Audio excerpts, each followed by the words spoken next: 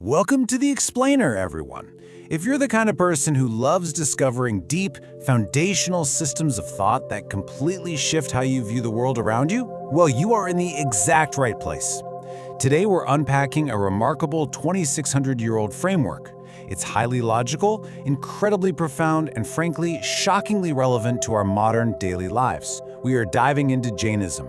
This is a philosophy and way of life that takes eco-consciousness and non-violence to absolute extremes. It's a totally unique approach to existence, so let's jump right in. Let's dive into this roadmap. We'll be looking at 1. History and Tirthankaras, 2. Philosophy and the 5 vows, 3. Anekantavada, or many forms of truth, 4. Digambara and Shvetambara, 5. Art, symbols, and sacred sites, and finally, 6. Ecology and modern relevance. Section 1. History and Tirthankaras. To really get this, we've got to start by completely redefining a word. You see, the word Jain actually comes from the root word Jina, which translates to conqueror. But here is the critical distinction. This doesn't mean someone who conquers lands or nations or armies. A Jina is someone who has achieved absolute, total victory over their own senses, their own mind, and their inner passions. We're talking about defeating anger, pride, deceit, and greed.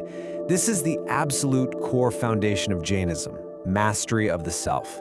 And it completely flips our modern, aggressive perception of what a conqueror truly is. What's really interesting about this timeline of their 24 great guides, or Tirthankaras, is that the final one of our current era, Lord Mahavira, didn't actually invent Jainism. He just formalized its current structure about 2,600 years ago. The lineage goes way back. You've got the first Tirthankara, Rishabhanatha, who's credited with teaching humanity agriculture and writing.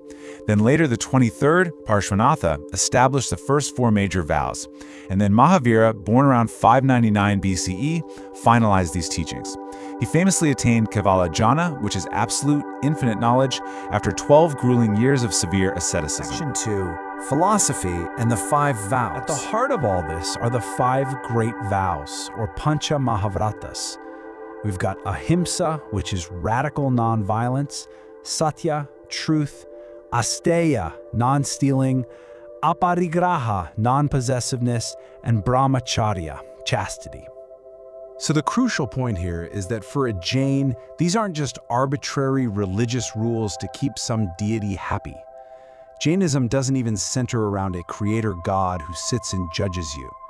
Instead, think of these vows as a highly practical, scientific toolkit.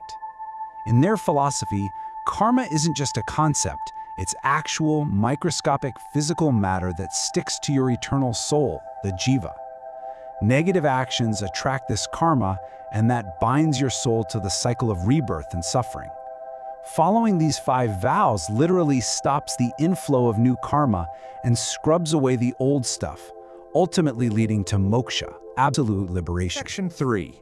Anekantavada, or many forms of truth. I want to pose this question directly to you right now. Does truth have only one form? Because when you really think about it, the underlying assumption that my truth is the only absolute truth is the root cause of almost every single political, religious, and ideological conflict in human history. This brilliantly illustrates the Jain answer to that exact problem. You might actually know this famous analogy. 6 blind men are asked to describe an elephant. One feels the leg and insists it's a pillar. Another grabs the tail and is totally certain it's a rope. The guy touching the ear, he thinks it's a fan. The brilliance of this is that every single one of them is entirely correct based on their own direct experience. But, obviously, none of them possess the whole truth. Jainism asserts that ordinary human knowledge is literally always Core partial. concept is called Anekantavada, the doctrine of the multiplicity of viewpoints. It argues that reality is incredibly complex and multifaceted. And to actually apply this in real life, Jains use Syadvada, which is essentially the theory of relativity in language. They'll prefix statements with the word shat, meaning from a certain perspective. So, from a certain perspective, the elephant is like a pillar. From another, it's a rope. This ancient theory completely and utterly dismantles dogmatism.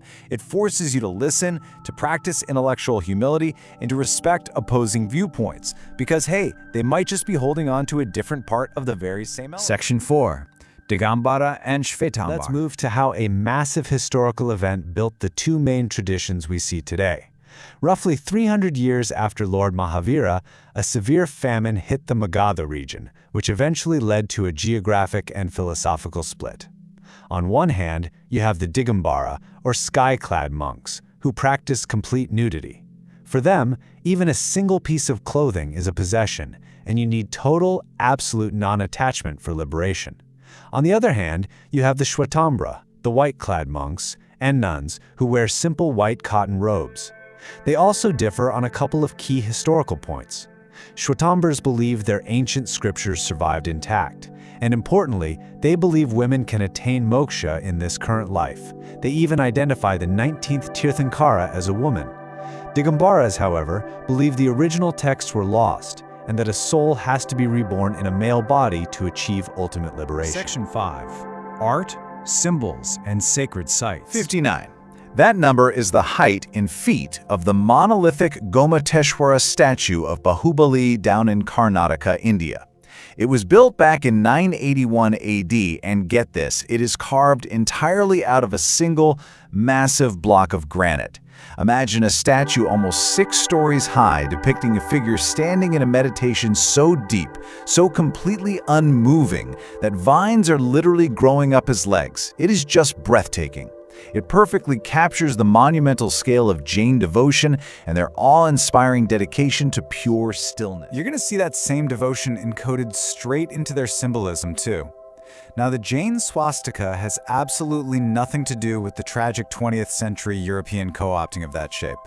Here, its 4 arms represent the 4 realms of rebirth: heaven, human, hell, and plant or animal life. You'll also see this very common symbol of a raised hand with a wheel in the palm. That's the universal sign for ahimsa, non-violence, essentially saying stop to harmful actions. In 1974, the community actually combined these into one unified emblem, and they anchored it with this beautiful motto, Parasparo Pagraho Jivanam, which translates to, souls render service to one another.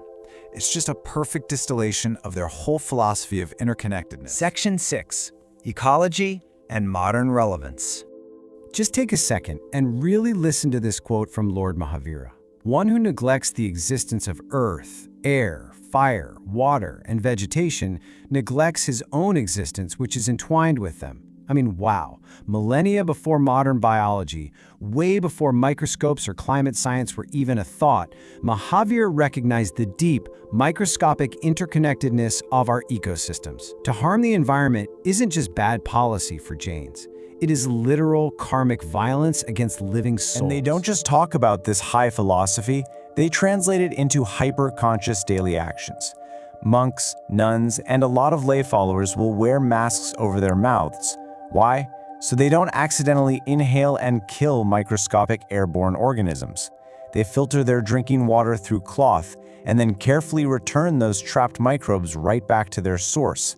They completely avoid root vegetables like potatoes or onions because pulling up a root destroys the entire plant and the millions of tiny organisms living right there on it. They even refuse to eat after sunset just to avoid accidentally ingesting tiny insects drawn to the light. Literally, every single action is about prioritizing the lives of the smallest creatures imaginable. Now, let's contrast that ancient mindset with today. Think about aparigraha, that vow of non-possessiveness, and stack it up against modern consumerism. Jainism makes a massive, radical declaration here. Using any resource beyond your basic need isn't just wasteful, it's a form of theft. It's a literal act of violence against the planet. Think about that when you look at fast fashion, or massive food waste, or global warming. There is a direct, undeniable line you can draw from the ancient vow of aparigraha right to the modern minimalist and anti-consumerist movements that we so desperately need today to combat climate change. So I'm going to leave you with this final, provocative thought. If absolute nonviolence toward all living things and drastically, radically minimizing our consumption turn out to be the only true paths to our global survival? Are the ancient Jain ascetics actually the ultimate pioneers of our future? It is absolutely staggering to ponder how a 2,600-year-old philosophy might just hold the exact answers to humanity's biggest modern existential threats. Think about it.